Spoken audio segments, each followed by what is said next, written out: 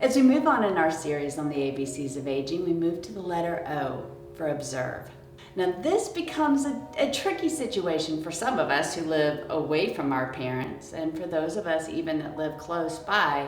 If you see your parent on a daily basis, you may not observe big changes, where those of us who live away from our parents and see them maybe once a month, we can observe a whole lot of big changes, right? Because there might be something significant between the last time we were there.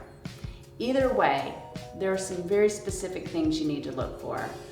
First, as you just pull up to the house, I always encourage opening the mailbox, seeing if mail is stacking up in the box. That is always indicative of maybe somebody not getting down to the boxes frequently because of pain, or perhaps not remembering to get down to the mailbox. Always look in the refrigerator and the cabinets and check for expiration dates.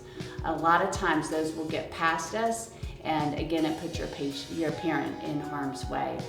Similarly, observe their old medications. You'll see a lot of times in your parents' kitchen or bathroom a whole plethora of medications, of bottles. Take a peek at those bottles, because when your parent goes back to the doctor, a lot of times they'll get new medications and they're not swapping out the old ones. So just be very aware of the medications that your parent has. Look around in the bathrooms. Make sure that the towels in the bathrooms are clean. If your parent still does their laundry and maybe their laundry is upstairs and their washing machine is downstairs, or whether it's all on the same floor, ask them to show you how they get that basket of laundry down the stairs and to the washing machine. You want to see their safety level. And then observe their gait. Are they shuffling when they walk? Are their clothes clean and neat?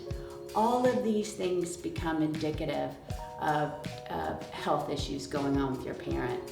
And then finally, if it is a significant amount of time before you're able to see your parent, I always encourage like a FaceTime phone call at least once a week, and that way you can at least see their face, check their pallor, check their cleanliness as you're listening to them talk.